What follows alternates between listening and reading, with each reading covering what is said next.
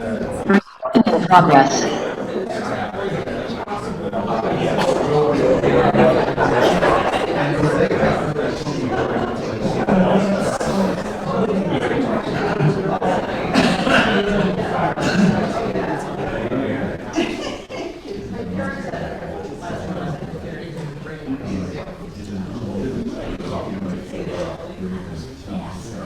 Can you hear me online? Okay. Wow. Full house. Good morning, everyone. It's lovely to see you all. All these many friends. It's such a gift. The Sangha is such a gift. So I'm grateful to be here with you and share the Dharma with you this morning. I want to talk about the architecture of freedom.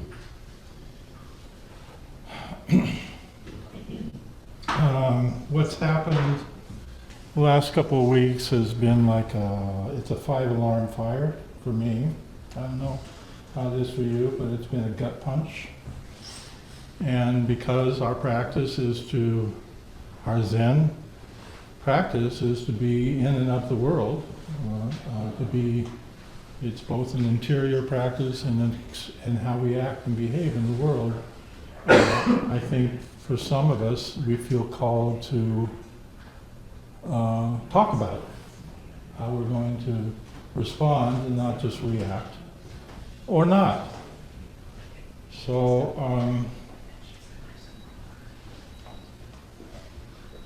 I think we're facing two existential crises in our world at the moment.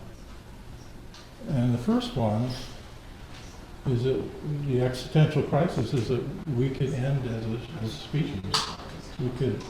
We could extinguish ourselves as a human species, Homo sapiens. We could go.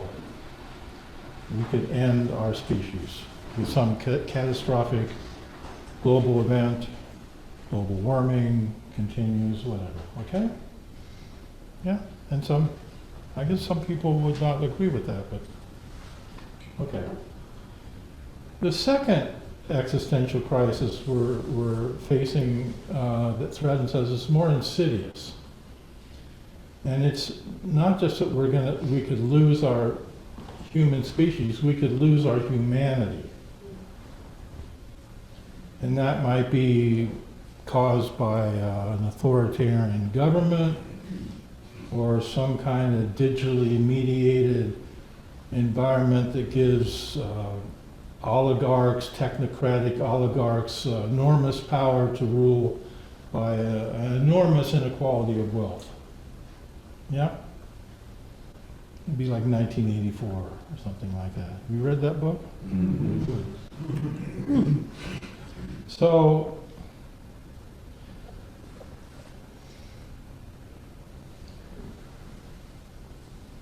we are here because we love Zen practice and we love the kind of meaning it brings to our lives and an appreciation that the world we find ourselves in is sacred.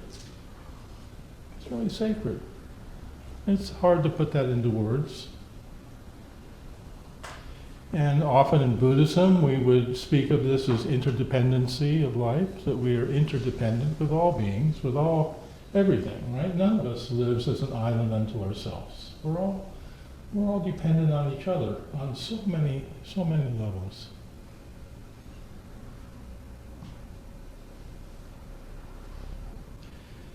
So another way of speaking of this in terms of science or systems theory is that reality is complex. Nature is complex. We are complex.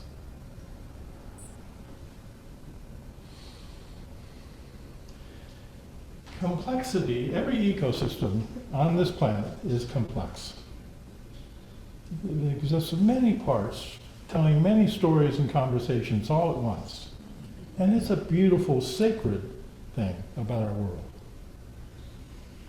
Now, it's important to appreciate the difference between complexity and complicated. complexity is anti-fragile. Complexity is resilient because all the parts that make up the whole speak to each other. They're in communication with each other. All the parts feel each other. There is an allurement. I love this word, allurement. The parts empathize. They have empathy for each other. They communicate. Do you understand what I'm saying? And that allows the whole to be resilient, enormously resilient. Now, another way of saying that is the parts are all intimate with each other, as we can be. If we're awake and we're paying attention, we can, a huge part of our Zen practice is to be intimate with each other, to be authentically ourselves with each other. Yeah? Now, when that intimacy breaks down, then the parts don't communicate with each other very well, and you start to get, you don't have complexity anymore, you have a complicated system where the parts don't communicate and the whole fractures. The whole is fragile, it's brittle, it breaks. Is it making sense so far?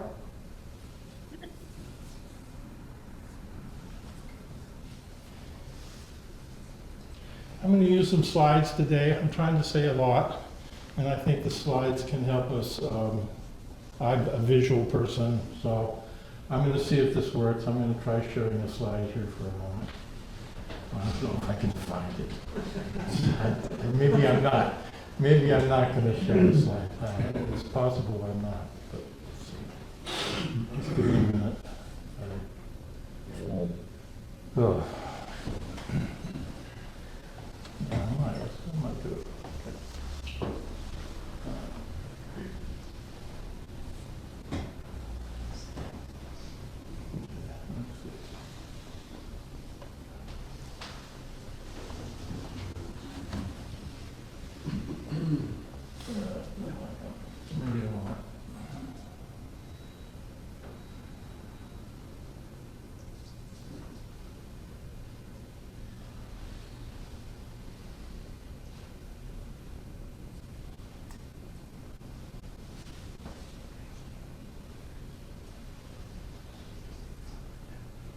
I guess I won't.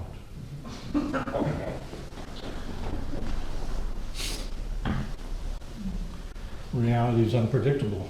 One of the points of my talk is we should be unpredictable. So this is me being unpredictable.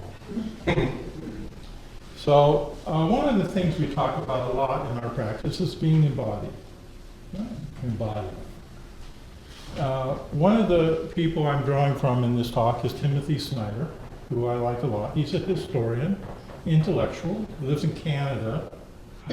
Canada. Our dangerous neighbor. I'm sorry to be I'm being facetious, but he wrote a book on tyranny at the beginning of Trump's first term, and I remember reading it and finding it really very useful and helpful. And he's just written the second book on freedom. And so I'm drawing from his writings.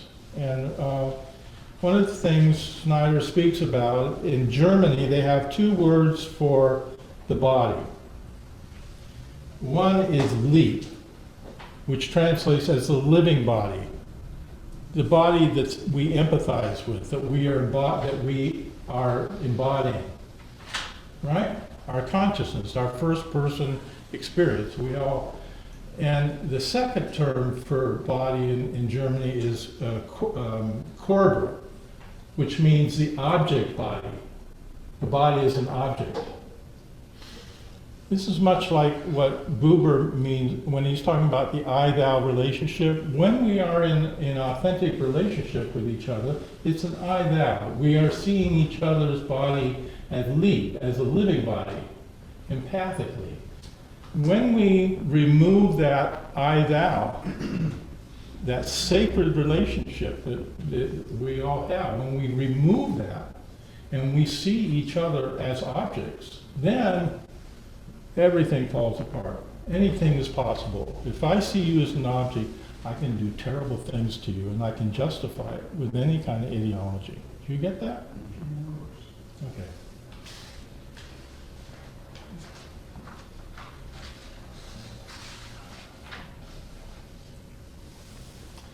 Complex. What are the conditions that allow us to thrive?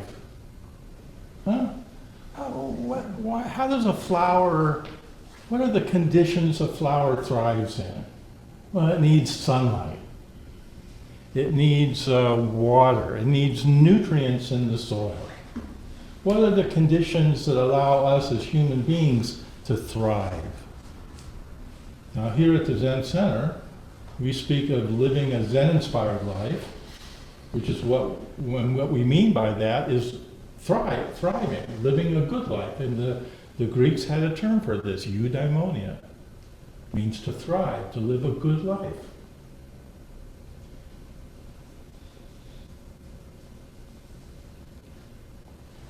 Okay. I am trying this morning to build a bridge between Zen and the political world we live in. And I realize that people may disapprove of this, think it's not appropriate for a Dharma talk like this.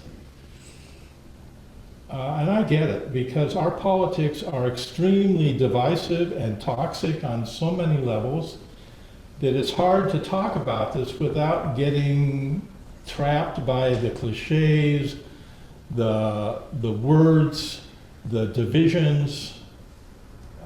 It's hard. It's really hard to talk about politics and to build a bridge between politics and spirituality. And that is what I am attempting to do this morning with you, because I think this is what we need at the moment. We need, so, okay, there. And what we do a lot, so our politics are complicated. They're not complex by any stretch of the imagination. They're complicated. And one of the things that makes our political world so toxic and complicated is that we decontextualize pieces of a story. Pieces of, we have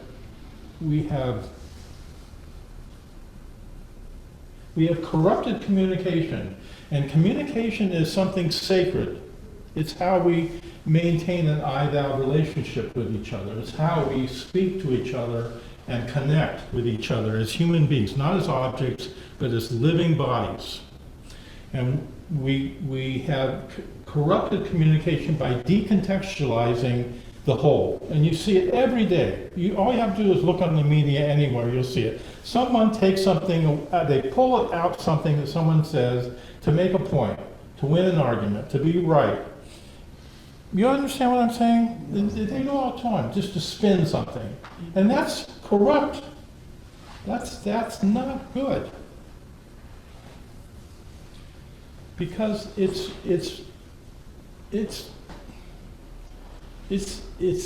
destroying the whole. It's disrespectful of the sacred, of our true nature, of who we are.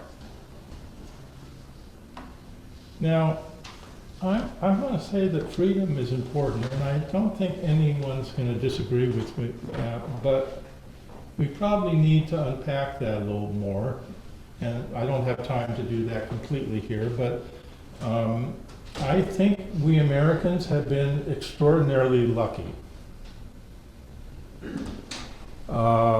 We haven't had any major, we didn't have to fight the world wars on our own soil. We've had wars, we've had the Civil War, we had our War of Independence, 9/11, we've had catastrophes, but by and large we have I think we've grown up with an assumption that our freedom is given to us because we have a constitution and we have institutions that protect it. And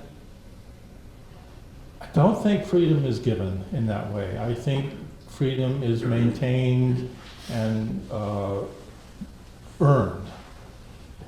And if you think freedom is given, it's probably already gone. And so I think this is a hard thing for us to come, it's hard for me to kind of wrap my head around this, because I've lived a life of privilege. I have all kinds of privileges in my life that I enjoy. And I would not want to really give them up. So I think we've been lucky. And I think our luck is running out. Because our freedom is at stake. It was at stake during the Civil War too, but it's at stake now. It's a 5-alarm fire. And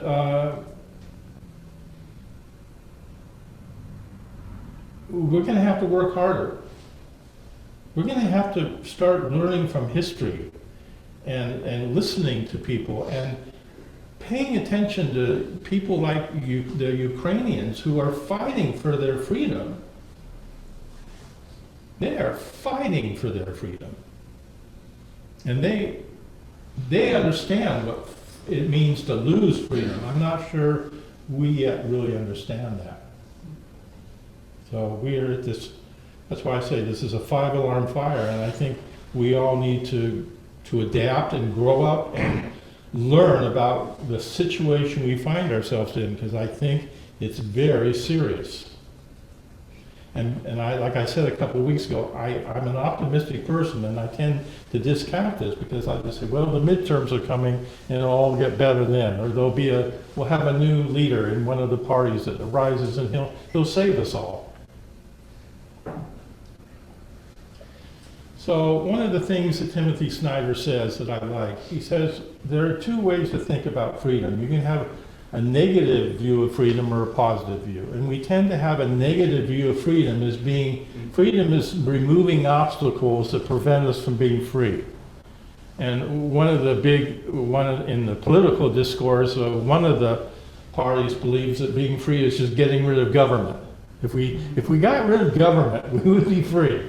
And this is absurd. This is absolutely absurd if you think about it.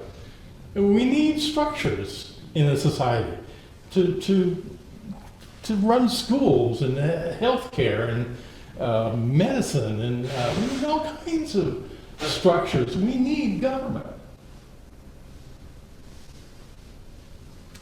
So if we think of freedom as just getting rid of obstacles, that's even in Zen. If you read Dogen will say something like the obstacles are part of the path. So I think a much better way to think about freedom is in a proactive way, freedom for. What are we being free to do? Freedom is something about living a good life. Freedom is about thriving. What are the conditions that allow us to be free in that way? That's a positive view of freedom. Yeah? Are you with me? Okay, so first one.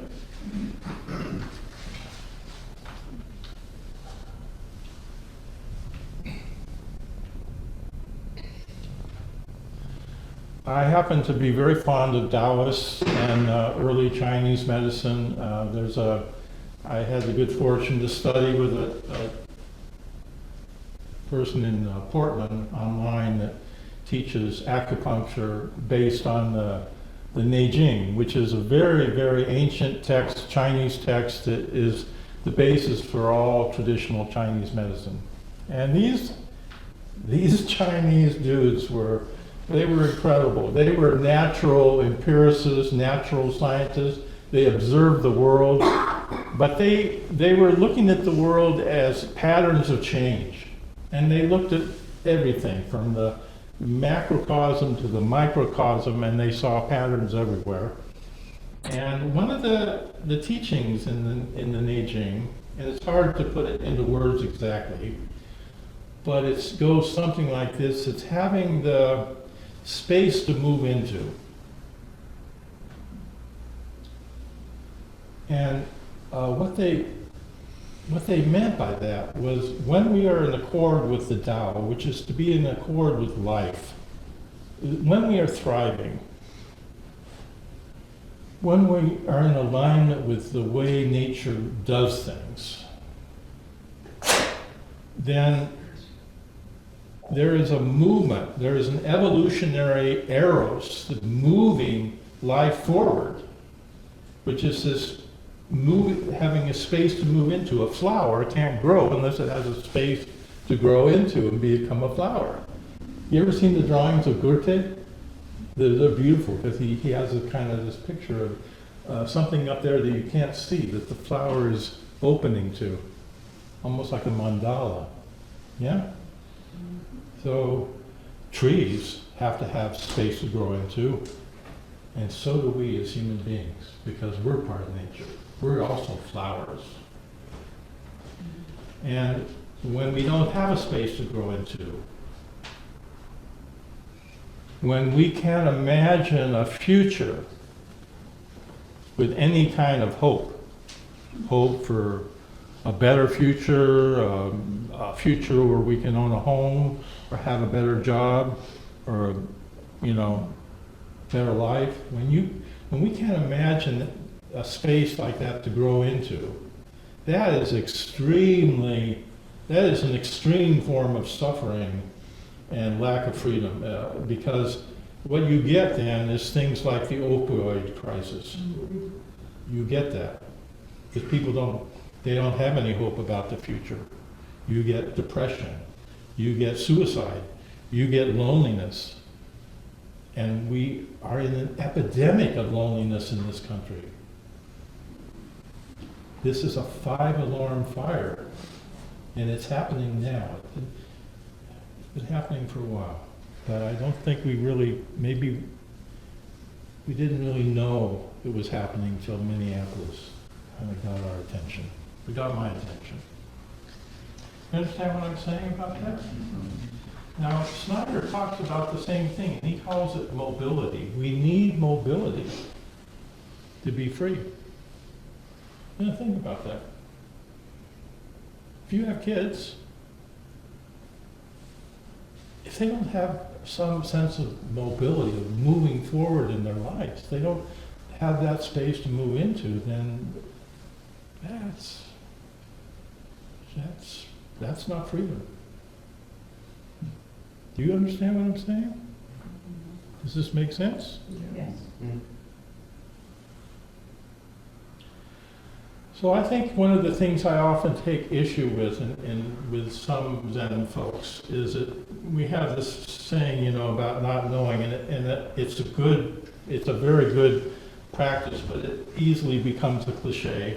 And then the sense is, stories are bad because the story you tell in your head is bad, and it's true. Probably most of the stories we tell in our head are not useful. But narratives are. It's really important to understand that our spiritual practice has to be integrated with a mature psychology. And one of the findings in healthy attachment theory, which is a very well-established psychological I don't want to say fact, but it's very old. And one of the ways when people grow up with what's called a healthy attachment pattern, it means that they had parents that took care of their needs and helped them deal with their emotions, and they grow up trusting people. That's called healthy attachment.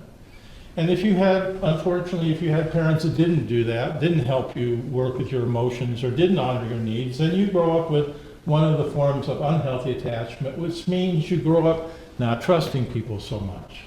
And one of the ways you can identify unhealthy attachment in therapy is if the client is asked to talk about your upbringing as a child. What was it like for you when you were 5 years old? Their narrative won't hang together. It'll be fragmented. If you ask someone that has healthy attachment, they'll tend to tell a narrative that coheres. That narrative coherence is a really important part of being a mature, free human being who is spiritually awake. So just take that one step further. I think story and value are ontologically primary to being a human being. And one of the conditions in our world that's made the authoritarian type of governments that we have now is partly due to modernity's deconstructing value. Do you understand it? I've talked about it before. You don't. So modernity did wonderful things for us. It brought science and medicine, all kinds of things, but it also deconstructed religion, which it had every right to do, and it was, in many ways, it was a good thing. It said, those old religious things, those metaphysics of how many angels dance on the head of a pin are ridiculous and absurd. Let's get rid of them. And that was good thing, to get rid of that. But they threw the baby out with the bathwater, and they deconstructed what we live in this postmodern culture, is we've deconstructed value. So now the notion is that value is not ontologically primary. Values are made up. They might be good, but they're made up and constructed, like other things are made up and constructed. And also stories are constructed and made up. And I think this is a huge problem in our culture. It's part of the water we're swimming in, so we can't really see it. Once you have deconstructed value, then if a tree isn't intrinsically valuable as a tree, then it's just lumber. It's just a resource. If we aren't intrinsically valuable as human beings, then we're just consumers.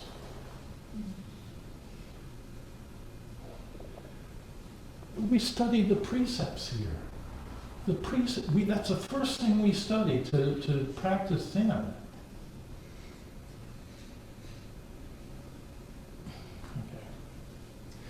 Okay. So we need a narrative. We are badly in need of a narrative that will carry us into a future that's better than the one that we're experiencing in the present. We need that narrative, and we don't have it. And we need to find it. We need to find it together, and something that allows us to imagine a future that's better than the one that we're headed towards. So, we can argue. I would love to have further discussion about this, but that's my sense is that values and stories are really important, and to the degree we've lost our sense of how important values are, we're in big trouble. And the ultimate value of values is freedom. Because freedom allows all other values to exist. Without freedom, it is very hard to have any other values at all.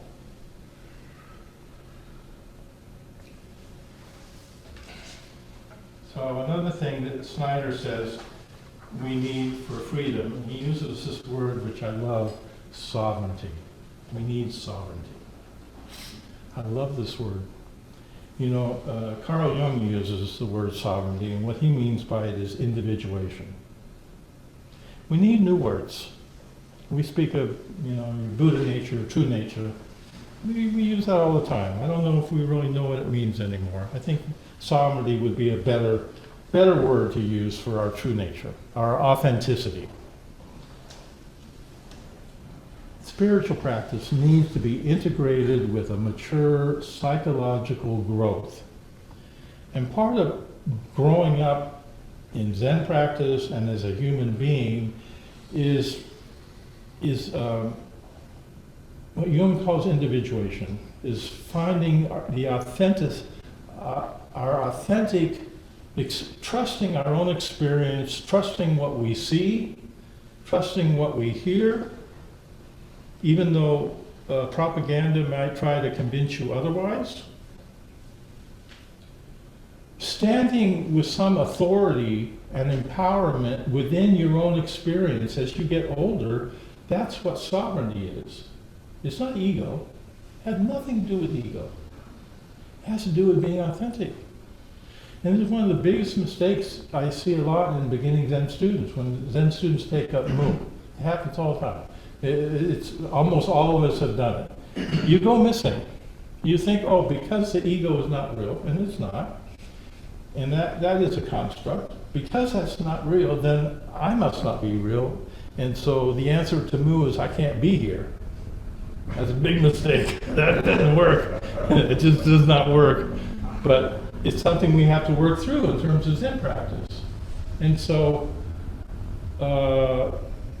sovereignty is to find your authentic I thou. Find your Buddha nature, your Christ nature, your true nature. And this is really important. And to the degree that we're in structures or governments that want to deny your sovereignty, look at it even on a world level. We say countries have sovereignty, right? And here's the interesting paradox about sovereignty. You can't be sovereign without depending on other people. It's not possible. We can't be sovereign by ourselves. Any more than a country can be sovereign by itself. And if a country tries to alienate all its allies so that it can protect its so-called sovereignty, that's not sovereignty anymore. That's something complicated and fragile that is not safe and is not grounded. Do you understand? This is a paradox about sovereignty. I can't be here without you. I cannot be a teacher here without you listening to me, and you couldn't be there without me, and I can't be here without you. We co-create each other every moment here. The other thing that I think is part of what I wish to express this morning is how this whole notion of growing up psychologically has to do with shadow work.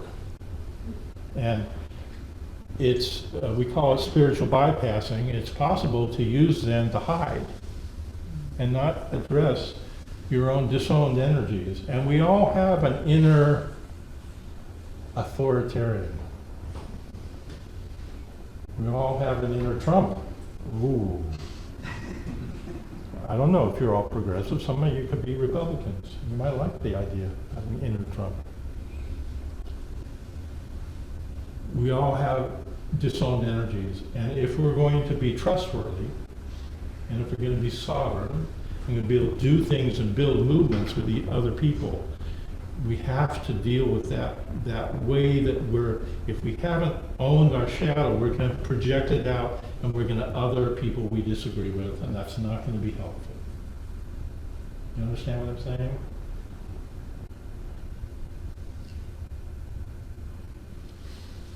I'm almost through. I want to leave enough time so we can have some discussion here. So another thing that Snyder said that I really love, he says, part of being free is don't be so predictable. This is a slogan in mind training, isn't it, Myogetsu? Don't be so predictable. It's the notion of wilding.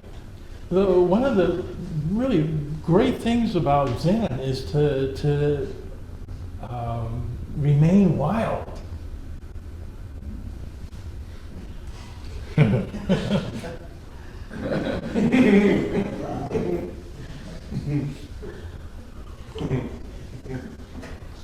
To be playful, wild, to keep our wildness. Doesn't mean to be crazy, just do anything you want, but wild. Don't be so predictable. Be predictable to yourself and your own character, but be unpredictable to the powers that be, because they are trying to make you predictable. That's how they control the populace. That's how they make a population submissive and controlled.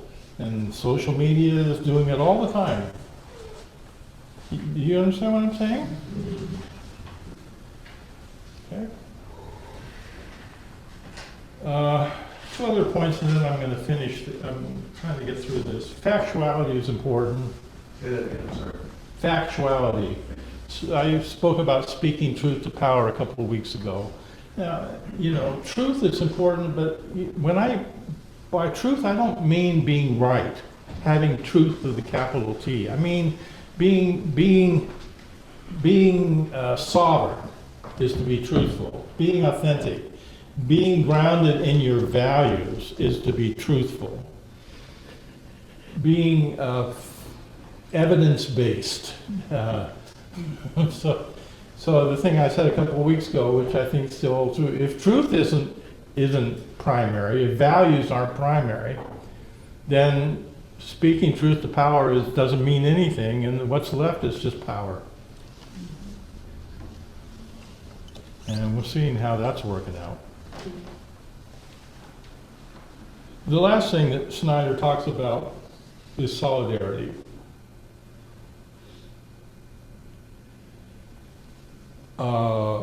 We need communities like this, we need sanghas, we need collective solidarity as people in a democracy, in a country, in a city. And when our core values are at stake, when freedom is on the line, then probably one of the first things we do is to take to the streets and demonstrate. And this is good. Act, do something. You'll feel better. Go out, get in the streets with other people, and you'll feel better. Now, this isn't the end of the work that needs to be done. It's just the beginning. It's the opening. It's opening the gate to building a larger movement, which is going to take more work than just going out into the streets. But going out in the streets is a good beginning. And my gosh, what they've done in Minneapolis is, I'm so proud of what they've done, the way they've stood up there. And it gives me hope, actually, the way they have responded to ICE. So sometimes, we say we're anxious because there's so much coming at me, but maybe we're anxious because we're not doing enough. Maybe we're anxious because we're not acting. And we need to do something, get up, do something, go volunteer for a nonprofit, a food bank, collect food, small acts of kindness. And we go out and demonstrate, you'll meet other people. You'll make friends. Solidarity.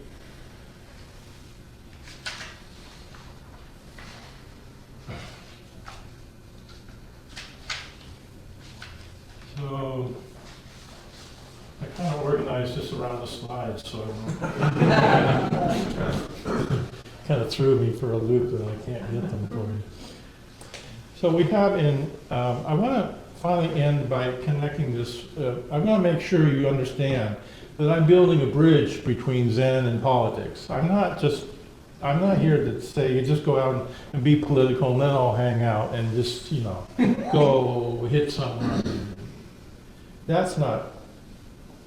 If you think of all the effective people in history that have been leaders of nonviolent resistance like Gandhi or Martin Luther King or Mandela, they had deep, deep spiritual roots and values, which they informed what they did.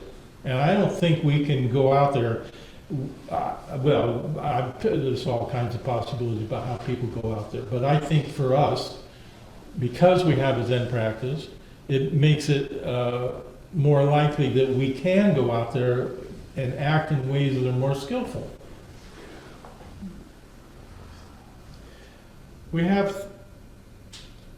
So there's two things about Zen practice I want to say about that. The first is bodhicitta. We just chanted the Bodhisattva vow this morning. I vow to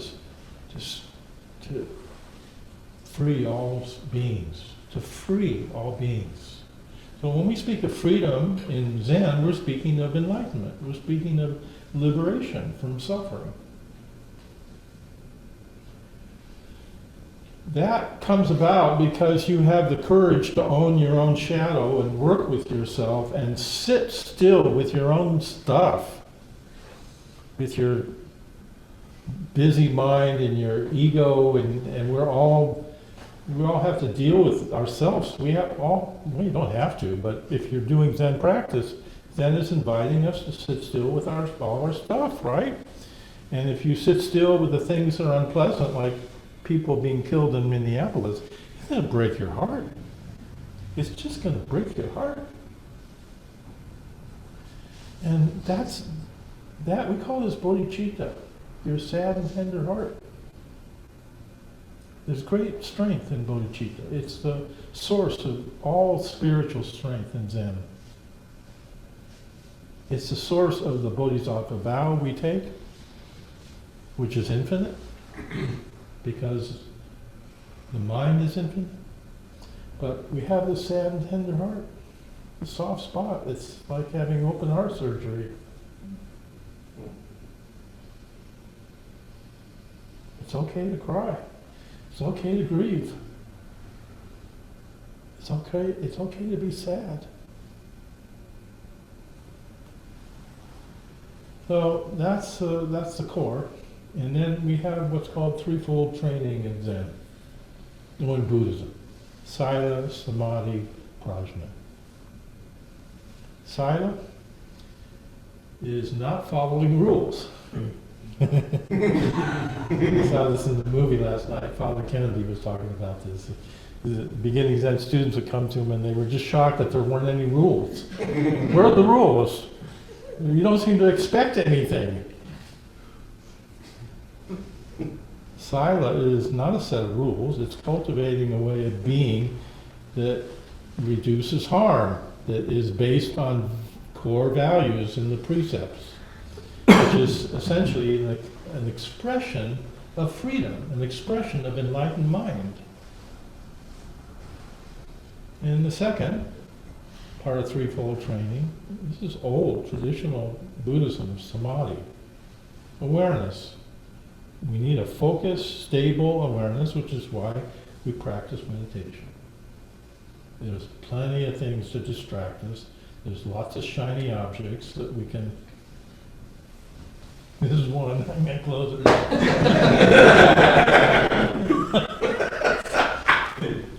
Yeah, and then prajna, wisdom. Direct experience. This is not conceptual. It's seeing reality, impermanence, no self, emptiness, interdependence, prajna, wisdom. And all three support each other. They aren't linear. That they mutually reinforce each other. So ethics, discipline allow us to require some kind of awareness. Awareness allows us to have clarity and wisdom. And wisdom deepens our ethical discernment about the world around us. So I'll finish with the last thing, is really what we're talking about when we talk about living a Zen-inspired life, is living a life that is meaningful. And the reason why this is really important in our political environment, which is so toxic, is because the meaning we're talking about is not about being right. It's not even about happiness. It's about basic sanity, basic goodness, our humanity, your humanity. And we have to stand on that ground. And if you cave in to that, first for happiness, or to be right, then all bets are off. And I think this is a moment where at least to me, it feels like a moment that is asking us to pay attention in new ways, and find new ways of acting and being in the world that are skillful and are not looking away from the 5-alarm fire that I think we're all experiencing on some level.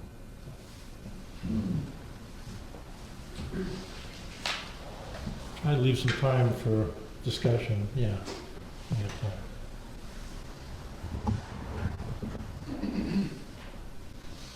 thinking about... Here, we only have one microphone. I don't think that's... Is it working? Okay. Working? Hello? Okay. Oh, I should have said thank you first, Roshi. Thank you very much. I'm thinking about being fearful, and I'm not thinking about myself. as a person, I am thinking about people of color who may or may not be documented, who may be citizens of the United States.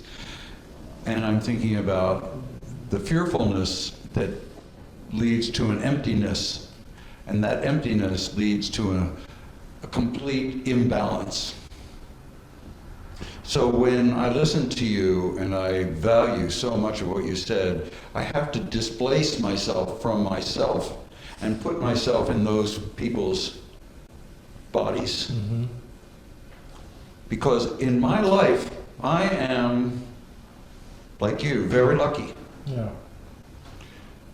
But I could have been born with darker skin and have an accent and still be an American citizen, and I would be scared, pardon my language, crapless. Yeah. Well, I'm scared, and I'm not even a person of color. I'm scared. Right. Oh, I'm yeah. scared too, but I'm talking about now taking that one step further, What's the further step? putting myself in their shoes. Okay. Mm-hmm. I mean, in April, I'll talk about Vimalakirti, and we'll talk about that a little more. But, Okay. you know, Having empathy, being able to be an ally with them. absolutely. Mhm. But unfortunately, I can't be completely empathetic because I don't live that life. I can be compassionate, Yeah. but I cannot be completely empathetic. And so I rely on the vows every day. The what? The vows, my vows, the precepts and the vows that I take from them. Okay. But that's not enough. Okay. Thank you. Thank you.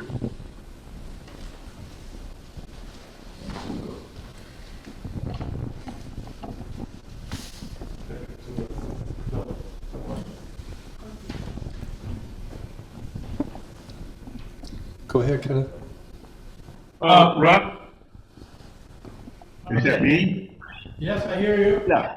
Robert, you and I talked a little about this last summer, and I have to bring it up again.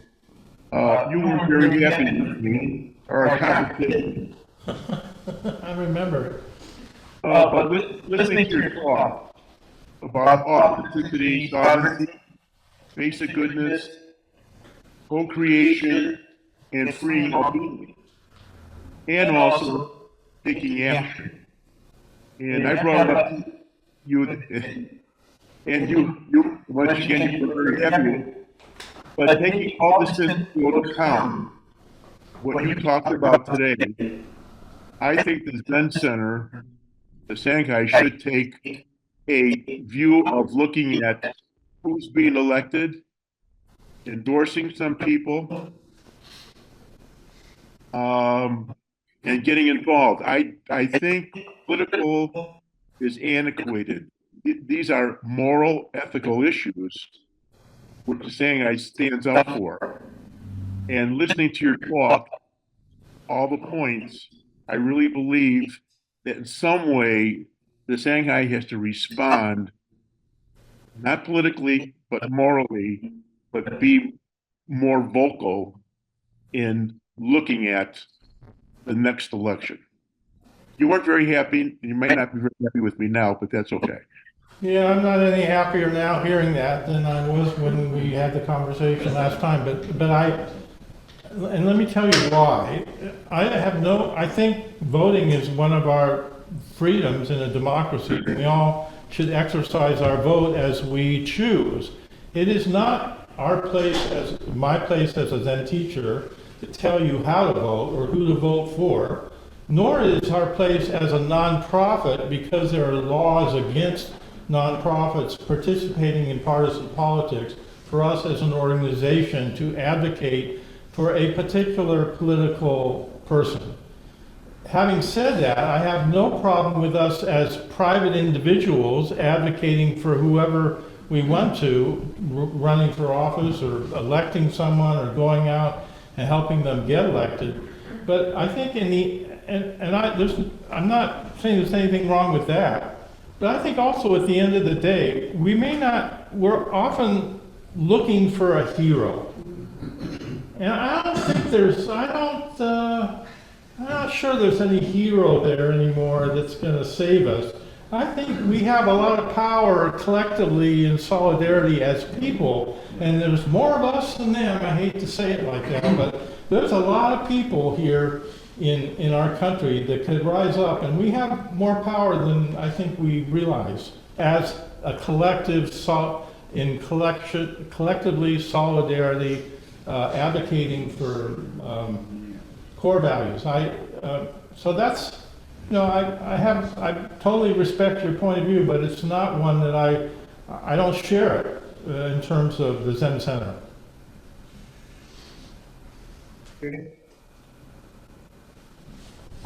Robert, Roshi, Yeah. I just was thinking though, I wonder if we could write a statement as a Zen center. And, as a center, and maybe we do it alone, but maybe Yeah. you help form a coalition of religious organizations that come up with a statement that is publicized. Well, I'm sure that's already being done, and we've done that in the past with various issues, and yes, we can do it again. And we do have a social action circle that could work on that. So yes, I have no problem with us making a public statement or participating with other organizations or religious bodies to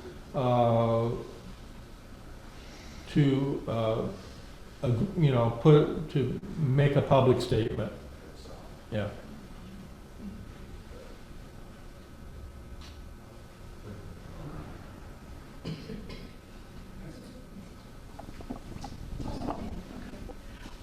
Hello. Okay, speak up. First of all, I love unpredictable, and I want to remind everyone that animals are predictable. So being unpredictable is going kind of against your animal self, or going beyond in a way. Number two, I'm thinking about freedom, and I'm thinking about the way the ancient Romans defined freedom, which was over and against subject peoples and slaves. You were free to do if you were in that class of citizens and people. And that is also the basis of the legal arguments behind our unfortunate slave past, because the slaveholders had that same definition of freedom. And so what has arisen is now, over the past years, we've had a different definition, which involves thriving, which involves freedom from, which involves freedom to do. And that is it's a way that's trying to be squashed now by a group of people who are embodying not only the old plantation laws, but trying to bring the legal Roman jurisprudence back. And that works in terms of, I believe, the Republican Party. So it's not that they don't want a government, it's that they want a group of people who are in charge of the rest of us. And that goes up to the billionaires and the tech lords. And so I'm just thinking about all of this, and how can we organically hold fast to those values that are so important that you are talking about. Well, I think, again, rather than thinking of this in big dramatic terms, which is then you feel overwhelmed, you start with what you can do with the people you know and who you can influence, and you start with small acts of kindness. You face big lies with little truths, and I don't want to be divisive, so I want to be careful how I say this, but I think when you frame, and I get the history of colonialism, we are a colonial country, we probably still are, and yes, there are people that want to make the laws in a very illiberal way that only apply to them and not to anyone else, and that's not a democracy, that's not freedom. And I just think when you frame the conversation today in terms of oppressors and oppressed, you're already dividing people in some way, and I think we need a larger We need a way to speak in a larger way that can bring us together and rather than divide us. So a lot of the identity politics is, I think, I kind of understand the intention of it, but I think it's had the opposite effect of its intention. It's actually divided people more. I agree. I completely agree with that. Yeah. Thank you. Thank you. Yeah, Barry. So I didn't know if I was going to talk about this. I was certainly thinking about it when you were talking about your definition of freedom, Yeah. but it seems that we just got there already. And it's about the right wing's definition of freedom as economic freedom, which is what you've been talking about.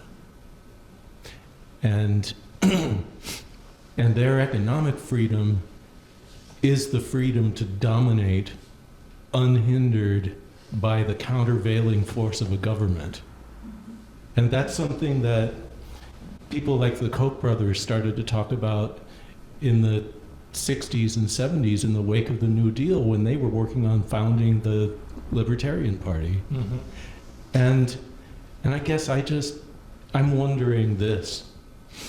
If you're a billionaire, what is your idea of being able to go forward and thrive in the future if you're already a billionaire? And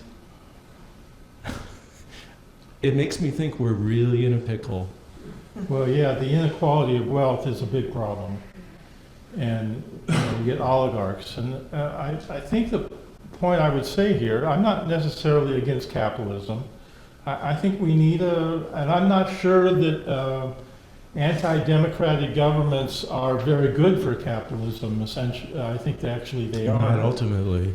Ultimately. So part of thriving is being able to have a good economy, however you do that. So I think the more important point here, and when it comes back to laws and legal things, is that people need to be held accountable for breaking laws.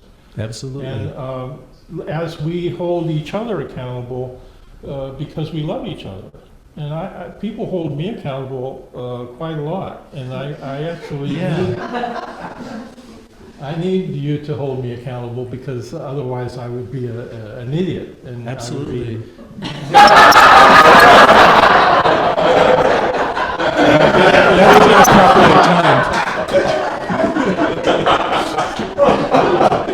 Anyway, I better not say any more. I said too much. No, I agree with you. We need to hold people accountable. They need to be held accountable when they break laws, and ICE breaking laws. They should be held accountable, and people should, be tried in our justice system. And it's not perfect. Obviously, Yeah. the justice system is not perfect. There's many more people of color in prison than anyone else. Okay, so I totally agree. All I was saying was that the people, the proponents of this economic freedom that they want to have, Yeah. so that they can use that to do what they want to do and to thrive, Yeah.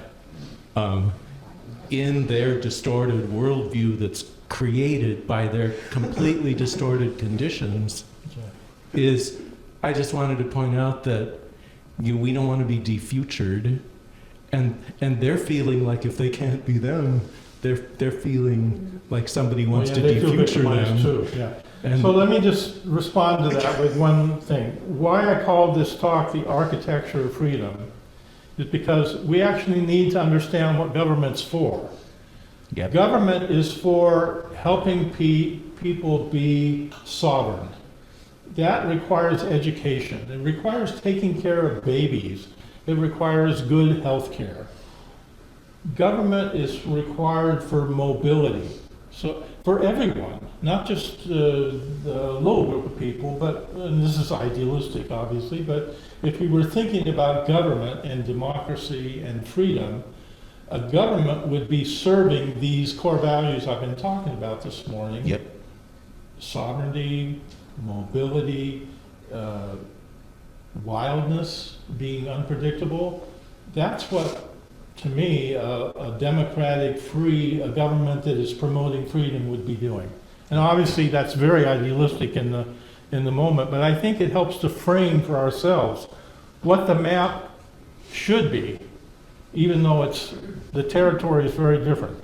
The maps are helpful, and having some idea, a clarity about what a government should be, I think would help us move into the future, as perilous as that is.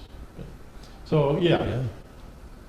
The freedom has to be for everyone. I mean, yeah. So, just speaking from a personal standpoint, and I'm sure many of you feel this way, you just feel helpless if you're not doing something, and you kind of, I just feel helpless if I'm not doing something, and I'm sure many of you feel that way, and you kind of alluded to that, but I think as a community, it can feel like we could do more, and I don't know what that is, but I've been going to a lot of webinars. Showing Up for Racial Justice is one that holds several of these webinars, and they tell you different types of social action you can take. And the last one they said to do was to hold a potluck with your neighbors. It was very strange to hear, and they said this is a strange one, but do it. Hold a potluck with your neighbors, because that is how you build community, and you need to have that. You need to know your neighbors and have a community with them. When something happens, you already are prepared, and you already have each other to lean on. So we're lucky that we have this community, and I think we can, capitalize on that. But Yeah, I don't think we should be telling everyone in the Sangha what to do.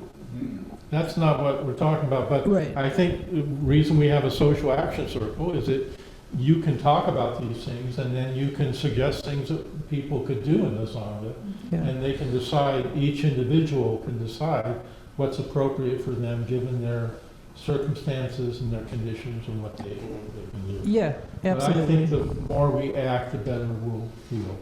So, and I forgot to mention this in the announcements earlier, we do have a meeting on Thursday, this Thursday, virtual at 6 p.m. If anyone wants to join it, the link is posted on the website. Okay. Any last final thing before we close? Thank you, everyone, for coming. Thank you, Roshi. May you be safe, and take care of each other, take care of your families, take care of your friends, take care of your neighbors. Thank you, Robert. Okay? Bye.